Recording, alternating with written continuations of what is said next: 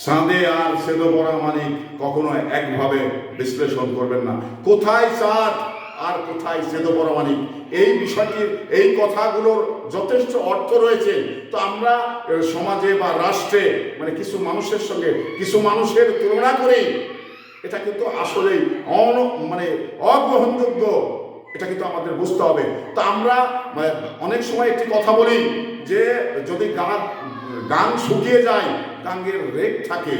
যদি মানে সুনামধন্য ফ্যামিলিগুলো মানে বিলুপ্ত হয়ে যায়, তারপরেও তাদের সুনামটা কিন্তু থেকে যায়।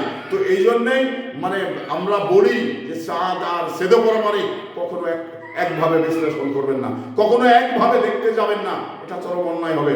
আমরা এই বাংলাদেশে অনেক অনেক মানে সুনামধন্য ফ্যামিলি ছিলেন, অনেক অনেক আপনার প্রভাবশালী ফ্যামিলি ছিলেন। তারা কিন্তু ভাগ্যের নির্মম পরিহাসে তাদের মানে স্থাবর অস্থাবর সব কিন্তু শেষ হয়ে গেছে। তো তারপরেও তাদের কিন্তু রেখ রয়ে গেছেন, তারপরেও তাদের কিন্তু মানে সুনাম রয়ে গেছেন। অর্থ ফুরিয়ে গেলেও সুনাম কিন্তু তাদের ফুরিয়ে যায়নি, এবং বড়লোকে সুলভ যে চলাফেরা এটা কিন্তু তাদের ভিতরে রয়েছেই।